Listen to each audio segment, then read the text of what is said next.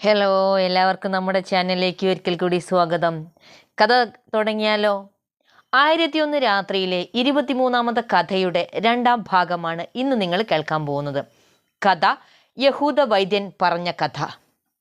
ദമാസ്കസിൽ തിരിച്ചെത്തിയ യുവാവിന് കൊല്ലപ്പെട്ട യുവതി കഴുത്തിലണിഞ്ഞിരുന്ന ഒരു നെക്ലേസ് അന്ന് രാത്രി അവൾ തലയണയ്ക്കടിയിൽ ഊരി വച്ചത് കിട്ടുന്നിടത്താണ് നമ്മൾ കഥ നിർത്തിയത്. അയാൾ കഥ ഇങ്ങനെ തുടർന്നു. നെക്ലേസ് കുപ്പായ കീശയിലിട്ട് കിടന്നുറങ്ങിയ ഞാൻ ഉറക്കം എഴുന്നേറ്റ് എൻ്റെ പഴയ ചങ്ങാതിമാരെ കാണാൻ പോയി. ആ നെക്ലേസ് വിൽക്കുന്നതാണ് നല്ലതെന്ന് അപ്പോൾ എനിക്ക് തോന്നി.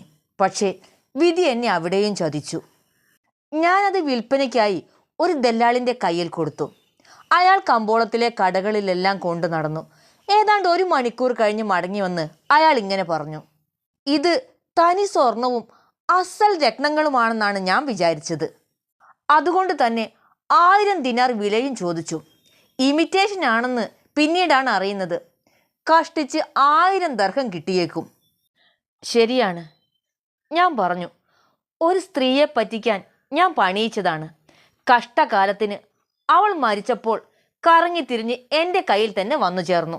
എന്തായാലും കിട്ടിയ വിലയ്ക്ക് വിറ്റ് കാശ് മേടിക്കാം. കഥ ഇത്രയും ആയപ്പോഴേക്കും നേരം പുലർന്നു. ഷഹറാസാദ് കഥ പറച്ചിൽ നിർത്തി.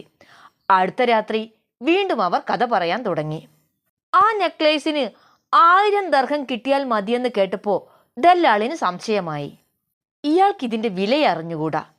എന്നുവെച്ചാൽ ഇത് ഇയാളുടെ വകയല്ല, കളഞ്ഞു കിട്ടിയതോ മോഷ്ടിച്ചതോ ആകാം എന്ന് സംശയിച്ച് അയാൾ നെക്ലേസ് ന്യായാധിപനെ കാണിച്ചു.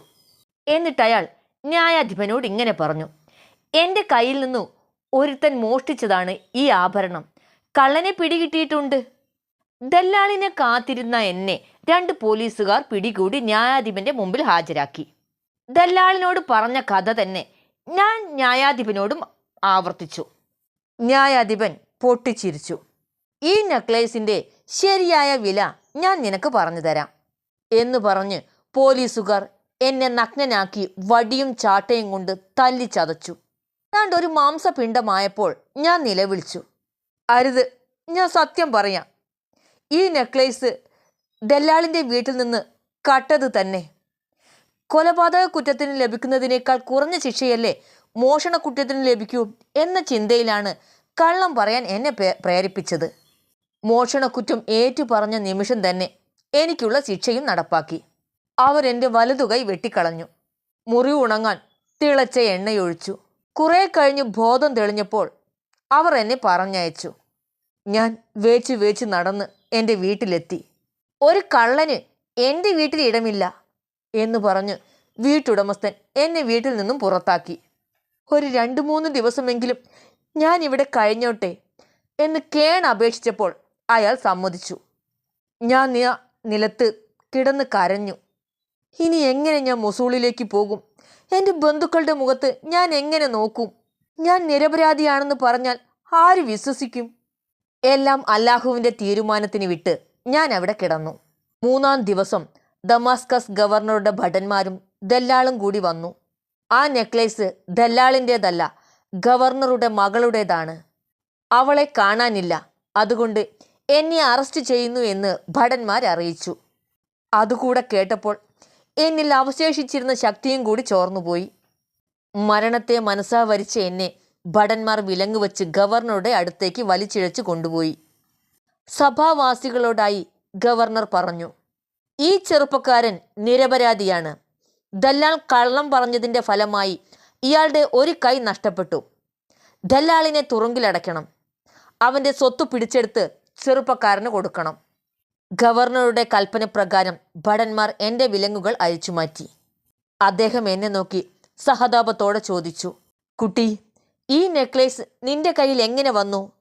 എനിക്ക് സത്യം അറിയണം, തുറന്നു പറയൂ. നടന്നതെല്ലാം സത്യസന്ധമായി ഞാൻ പറഞ്ഞു കേൾപ്പിച്ചു.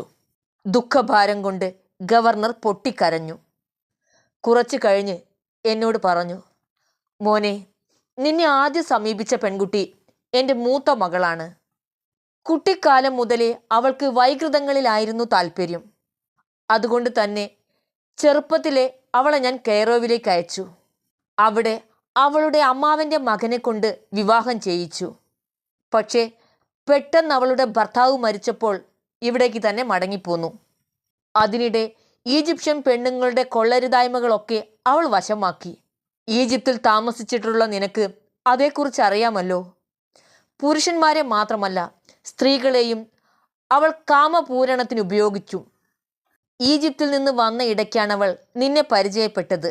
എൻ്റെ രണ്ടാമത്തെ മകളെയും അവൾ വഷളാക്കി കഴിഞ്ഞു. രണ്ടുപേരും കൂടി നിന്റെ വീട്ടിൽ വന്നിരുന്നല്ലോ. അന്ന് മാർക്കറ്റിൽ വെച്ച് അനിയത്തിയെ കാണാതായെന്ന് അവൾ എന്നോട് പറഞ്ഞു. പക്ഷേ അവളുടെ അമ്മയോട് എല്ലാം തുറന്നു പറഞ്ഞിരുന്നു.